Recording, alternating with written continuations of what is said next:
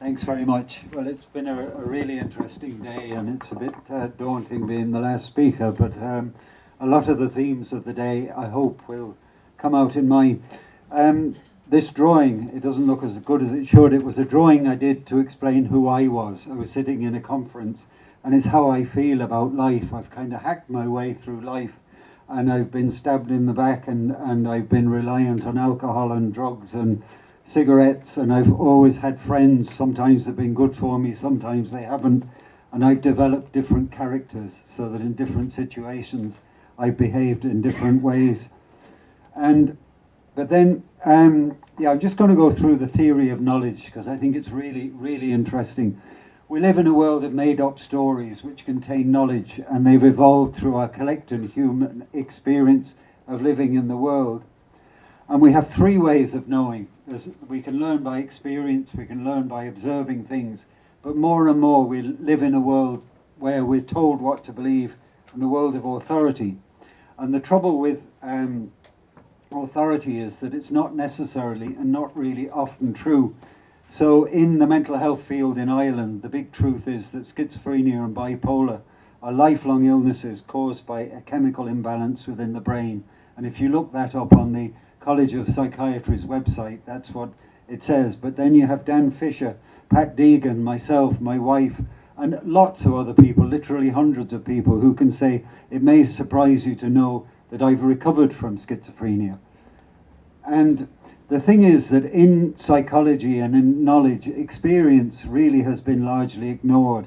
And it's not just experience of mental illness and distress, it's experience of professional treatment, it's experience of the side effects of medication, it's the experience of stigma, public attitudes, and the effects of discrimination, and most importantly, the experience of recovery. So my personal background, just very briefly, both my parents were doctors. My father got medals for research in general practice into mental health. My mother worked in diabetes, and I'm a diabetic. I have a history of mental illness, but anyway, I did most of the trouble to myself. I isolated myself for years. I built up huge resentments and lost the ability to study, became involved in drink and drugs, and travelled, put myself at a huge risk. I finally went to see a psychiatrist, a friend of my father's, and the very first visit he asked me, did I mind if students sat in on the interview? So I was walked into a room about half as big as this, full of students, and I did mind, but I didn't know how to say I minded. So I rejected professional help. I then met my wife. I was left some money. We moved to Ireland, we bought a farm, everything was going to be great. And then Fran had a post-pubertal psychosis. Then she was diagnosed with schizophrenia, schizoaffective disorder, and bipolar, and was in and out of hospital for, from 1973 to 1980, and in locked wards, and had a pretty grim time, and was on 18 tablets a day. And our recovery started with peer support, which was GROW. You don't have GROW in England, except in London, but in Ireland we have over 100 groups, so it's a whole community of people. At our national weekends we'll have about 240 to 300 people, and it's a tremendously healing organisation. Other things that help me recover, or GROW sets you tasks. So my diagnosis, official diagnosis, with pathological shyness, and I got tasks in GROW to cope with shyness, and it was broken down in stages. And Fran was full of rage. I was also hearing voices, but Fran was full of rage, and she got tasked to help her control her moods. And over a period of 15 years, we both recovered and weaned ourselves off all kinds of help. But a big thing for me was education. I went back, I did a basic degree in psychology. I then did a master's in family therapy. And most latterly, I did my doctorate in what happens through peer support. Other things that helped me were things like music, art, creativity, walking. I was service user representative on Ireland's first mental health commission. I teach now in Trinity and in the University of Limerick, and research. I'm doing research for the HSE. So the research that these findings are based on was a narrative study, 26 people, 14 women, 12 men, all of whom had been diagnosed and prescribed medications or hospitalized. 10 of them had lifelong diagnoses of schizophrenia or bipolar. The others had a mixture of multiple diagnoses. They had to be 3 years involved in leadership and consider themselves to be recovered. And the aim was to explore the recovery experience of people in peer support, to see how various types of help facilitated, aided, or impeded recovery, and to really break down the role, what happens in mutual help that is helpful. So the main theme that came out was that recovery with the right kind of help can be experienced as a re-enchantment with life.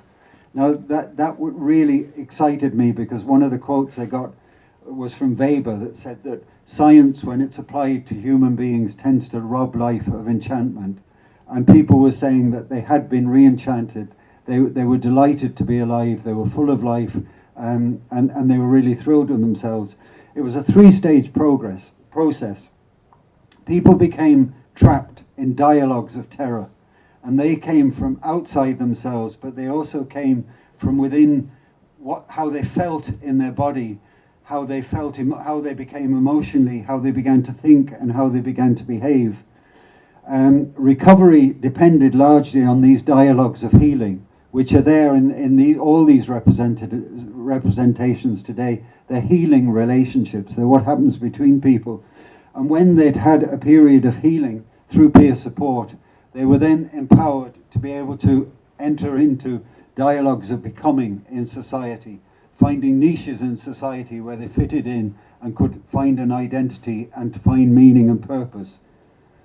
So the idea is that the understanding that came out is that the human being can perhaps be understood as a spirit living within a series of storytelling bodies.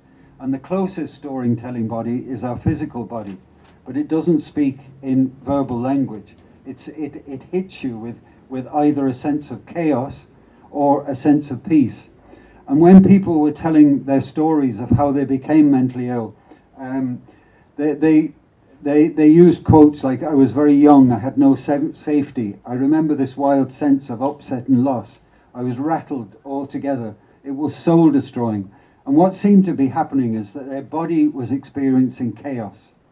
And because of that chaos, they began to be overwhelmed by destructive feelings, feeling of helplessness, despair, terror. Terror was a huge one, or rage.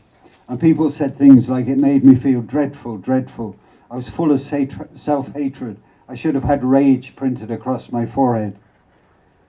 And the emotions began to feed or construct a cognitive theory, so that people began to despise themselves, blame themselves, or blame other people, or their minds started going haywire. So they lost control. They started to think by feelings and imagination instead of reason. And that began to affect their behavior. So they started to self-harm. One person said, "I was taking razor blades and cutting myself up. I had very vivid dreams and I couldn't be sure if I dreamt something or if it had actually happened. I was so full of hatred, I wanted to kill the bastard." So people began to behave in ways that were controlled by their feelings and their thinking. And it's usually at this point that people are diagnosed as mentally ill. They're seen as people who can't cope anymore. And quite rightly, you may be given very heavy medication that gives you some sense of external control, but it should be the starting point of recovery. And you should be told immediately that you can, if you follow a certain course, the likelihood is that you will not be on medication for any longer than you need be. And certainly there are some places now where they don't give any medication. But anyway, some of the dialogues of terror, again, I tried to use drawings. One was of being abused by a neighbor. So the friendly neighbor has the devil hovering behind him, and this person was abused for 2 years, and it made them feel dreadful. But people talked about bullying, bereavement, loneliness, unemployment, deaths, failure, broken relationships. And the other thing that came across was that professional help can be really terrifying. And this was a fella at the age of 19. He said the doctor sort of looked at me very gloomily and he said, well, you'll be on medication for life, you'll never hold down full-time work, friendships may be difficult, you'll never drive, never have a house of your own, never have relationships. And he was 19 and it was a total write-off. So another person said that recovery began for him when he left his small self and joined a bigger self. And the bigger self was a social self, a peer support group. And I began to think of relationships as being kind of a social womb. And we get into social intercourse and we create each other. And we either debase each other or we build each other up. And so we found that the process of recovery was exactly the same process. It was a relationship between dialogues at the physical level, the emotional level, the cognitive level, the behavioral level, and then the social level. And it was the exact reverse. So that when people went into a grow group and they used to have to struggle to make themselves grow, the minute I walked in the door, there was a feeling of warmth. I connected and I'd lost that connection. That fear I had sort of left me. It was so wonderful to meet these people that seemed to understand. It was amazing. So it was though people were more powerful than the most powerful tranquilizer you could be given by an injection. And that began to work on their emotions. So they began to experience things like hope, resonance, joy, a feeling of expectation, a feeling of being recognized as a valuable human being. And that brought in thoughts. Look, I should be able to do that if somebody else, I can't be that bad if somebody else's story's like that. I think I'll go back. They're the same as me. I can and I will. So you begin to build up this positive cognitive story, and that affects your behavior, so that rather than isolating and not wanting to see people, you begin to think, well, maybe I'll go back next week. And then in the group, you're given tasks. I mean, a really important one for me was learning the tin whistle. Another one was learning to set dance, and at the time I was 17.5 stone, and the room where we did the set dancing, it had a big mirror right along one wall, but it was all part of the journey. So anyway, the human being as a spirit living within a series of storytelling bodies, and we have our family who may be dysfunctional or extremely functional, we have peers, we have experts, and then we have all these stories out there like commerce, religion, politics, business, and then we have world events. And I think, you know, with the election in America and with Brexit, you can see that these things really do impact on all of us at every single level, at the cognitive level, our physical level. Well, every time I think of Donald, I feel sick anyway, but so I hope there's no... But anyway, the dialogues of healing that we identified within the peer support group. Number one was experiencing empathic and compassionate witness. You need to know that your pain is real and that that you can do something about it. Becoming hopeful and believing in possibility. Seeing people singing. One person, I went to a grow weekend and I was really, I couldn't go into a room if there were other people. And this very shy fella from Belfast sang up and sang a song. And you could see him coming into himself as he got hold of the words. And that was the kind of thing that healed me. Playing cards with a neighbour who could thump the table and shout, "Up Carty, up sticks, wallop Carty." That was what healed me, rather than going to see a psychologist with my wife, who was, because she had a label of schizophrenia and I was only pathologically shy, would look to me as the well person and Fran as the sick person, and it didn't work. Reconnecting with self and others, risk-taking, that came up in the presentation on prisons, ex-prisoners. You have to take risks to get better, and you have to be encouraged and supported. And people talked about the dignity of failure. You only learn half the time when you fail, but then if you're allowed to try again, so that it's not you that's the failure is in what you tried to do. Being the helper as well as the helped, reauthorizing positive identities, transforming understandings, engaging with the spiritual dimension, which came across this morning, the faith story. It's so important, and so many people in Grow have this deep faith, And one of the themes that came out in recovery was, is there a providential being in the background that arranges things when you're trying to help yourself? And I would have to say I think there probably is. And Jung would agree, synchronicity and karma. It's there in every belief system, that if you're trying to do the good thing, things will start coming right for you. Engaging with us and experiencing resilience. So the dialogues of becoming came through work. If you'd left school at 11, people went back and they did the O-levels and A-levels or the equivalent. Work, get voluntary work for a start, and then get proper work, education, leisure. One person who at one time put a knife in his sock, 3 o'clock in the morning, he was going into town to sort these fuckers out. He joined a golf club, and he found when he was playing badly, he started getting angry, and then he started thinking everyone was out to get him.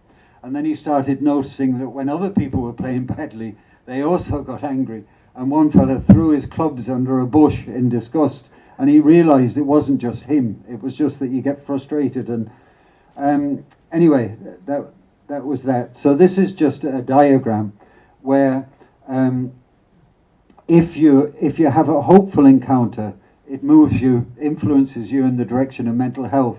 If you have a terrifying life event, it influences you towards alienation and isolation.